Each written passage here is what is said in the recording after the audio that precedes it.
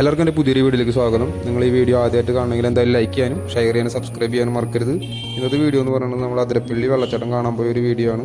അതിരപ്പള്ളി വെള്ളച്ചാട്ടം കാണാൻ പോയ ദിവസം സൺഡേ ആയതുകൊണ്ട് നല്ല രീതിയിൽ ക്യൂവും കാര്യങ്ങളൊക്കെ ഉണ്ടായിരുന്നു, കാറുകളൊക്കെ ഉണ്ടായിരുന്നു. നമ്മൾ അവിടെ കാർ ഇത്തിരി ദൂരെയാണ് ഇട്ട് അവിടെ നിന്ന് നടന്നു പോകുമ്പോൾ കണ്ട ഒരു വ്യൂ ആണ്. അത്യാവശ്യം നല്ല ബ്യൂട്ടിഫുൾ ആയിട്ടുള്ളൊരു വ്യൂ ആയിരുന്നത്. അതുപോലെ തന്നെ ഞായറാഴ്ച ആയതിൻ്റെ അറിയില്ല, നല്ല തിരക്കൊക്കെ ഉണ്ടായിരുന്നു.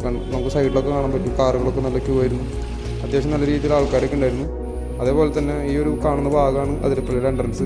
ഇതെന്തായാലും അതിരപ്പള്ളി മുൻപ് കണ്ടിട്ടുള്ളവർക്കൊക്കെ അറിയാവുന്നതാണ്. അല്ലാത്തവർക്ക് വേണ്ടിയിട്ട് ഇതാണ് അതിരപ്പള്ളിയുടെ എൻട്രൻസ് വരുന്നത്. ഇവിടെ നമുക്ക് കടന്നു പോകാനായിട്ട് ഒരാൾക്ക് വരുന്ന ചിലവ് എന്ന് പറയുന്നത് 50 രൂപയാണ്. 50 രൂപയുടെ ടിക്കറ്റ് എടുത്തിട്ട് നമുക്ക് ഇതിനുള്ളിലേക്ക് കയറാനായിട്ട് പറ്റും. ഇതാണ് അതിന് മുകളിലേക്ക് നടന്നു പോകുന്നൊരു വ്യൂ. അതിരപ്പള്ളി ഇപ്പോൾ അത്യാവശ്യം നല്ല സിനിമകളിലും കാര്യങ്ങളൊക്കെ വന്ന് നല്ല ഫേമസ് ആയിട്ട് നിൽക്കുന്ന സമയം. ഇപ്പോൾ തന്നെ അടുത്ത് മമ്മൂട്ടി അഭിനയിച്ച ബ്രഹ്മയുഗം എന്ന് പറയുന്ന സിനിമയിലും അതിരപ്പള്ളി വെള്ളച്ചാട്ടവും കാര്യങ്ങളൊക്കെ ഉണ്ടായിരുന്നു. അതേപോലെ തന്നെ ബാഹുബലി ഷൂട്ട് ചെയ്തതും അങ്ങനെയൊക്കെയുള്ള നമ്മൾ വെള്ളം നന്നായ രീതിയിൽ വരട്ടെ എന്ന് വിചാരിച്ച് വെയിറ്റ് ചെയ്ത് നിന്നിട്ട് ഒരു ജൂൺ അവസാനത്തോടു കൂടി പോയ ദിവസത്തെയാണ് ഈ ഒരു വീഡിയോയും കാര്യങ്ങളൊക്കെ കണ്ടുകൊണ്ടിരിക്കുന്നത്. ഇപ്പോൾ പെരിങ്ങൽക്കുത്ത് ഡാം തുറന്നിട്ട് ഇത്തിരി ബ്യൂട്ടിഫുൾ ആയിട്ടുള്ള വ്യൂ ആണ് ഇപ്പോൾ അവിടെ നടന്നുകൊണ്ടിരിക്കുന്നത്. എന്ന് വെച്ചാൽ പെരിങ്ങൽക്കുത്ത് ഡാം തുറന്നപ്പോൾ നന്നായി വെള്ളം കാര്യങ്ങളൊക്കെ വന്നപ്പോൾ ഈ അതിരപ്പള്ളിയുടെ എല്ലാ ഭാഗത്തു നിന്നും വെള്ളം വീഴാൻ തുടങ്ങി. നമ്മൾ ചെന്ന സമയത്ത് ഒരു 5-6 പോർഷനിൽ നിന്ന് മാത്രമേ വെള്ളം വന്നിരുന്നുള്ളൂ. ഇത് അതിരപ്പള്ളിയുടെ മുകളിൽ നിന്നുള്ള വിഷ്വൽസാണ്. അത്യാവശ്യം നല്ല രീതിയിൽ വെള്ളവും കാര്യങ്ങളൊക്കെ ഉണ്ടായിരുന്നു. അതുകൊണ്ട് നല്ല ഭംഗിയായിരുന്നു കാണാനൊക്കെ ആയിട്ട്. മുകൾ ഭാഗത്തെ വിഷ്വൽസാണ് ഈ ഒരു കണ്ടുകൊണ്ടിരിക്കുന്നത്. അതുപോലെ തന്നെ താഴത്തേക്ക് പോകാനായിട്ട് ആണ് പിന്നീട് നമ്മൾ പോയത്. താഴത്തേക്ക് അത്യാവശ്യം നല്ല രീതിയിൽ ഇറങ്ങാനുള്ളൊരു ഇതുണ്ട്. കാരണം മഴ പെയ്തത് കൊണ്ട് അത്യാവശ്യം നല്ല രീതിയിൽ വഴുക്കലും കാര്യങ്ങളൊക്കെ ഉണ്ടായിരുന്നു. എന്നാലും കുഴപ്പമൊന്നും ഉണ്ടായിരുന്നില്ല. നമ്മൾ ഈ അടിയിൽ നിന്നുള്ളൊരു വ്യൂ, അതിന് മനോഹരമായിട്ടുള്ളൊരു വ്യൂ ആയതുകൊണ്ട് നമ്മൾ താഴത്തേക്ക് പോയിട്ടുണ്ടായിരുന്നു. താഴത്തേക്ക് അത്യാവശ്യം നല്ല രീതിയിൽ വയസ്സായവർക്കൊക്കെ ആണെങ്കിൽ കുറച്ച് ബുദ്ധിമുട്ടുള്ളൂ, അല്ലാത്തവർക്കൊന്നും കുഴപ്പമില്ല. അത്യാവശ്യം നന്നായിട്ട് നടക്കാനുണ്ട്. പിന്നെ സ്ലിപ്പാവാനുള്ളൊരു സാധ്യത മഴ ഉണ്ടായിരുന്നുകൊണ്ട് മാത്രമാണ്. പിന്നെ കല്ലും കാര്യങ്ങളൊക്കെ അവർ പതിച്ച് വെച്ചിട്ടുള്ളതുകൊണ്ട് വലിയ കുഴപ്പമുണ്ടായിരുന്നില്ല.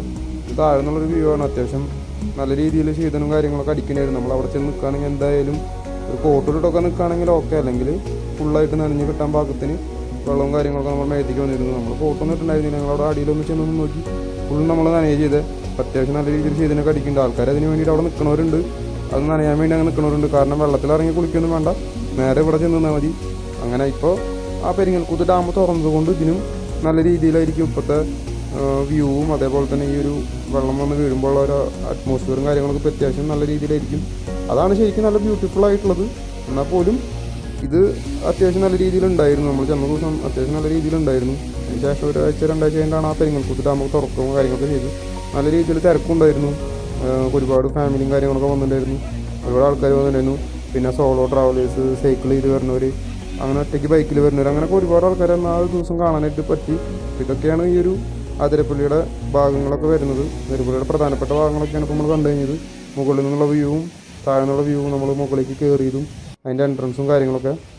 അപ്പോൾ നിങ്ങൾ ഈ വീഡിയോ ആദ്യമായിട്ടാണ് കാണണമെങ്കിൽ എന്തായാലും ലൈക്ക് ചെയ്യാനും ഷെയർ ചെയ്യാനും സബ്സ്ക്രൈബ് ചെയ്യാനൊന്നും മറക്കരുത്.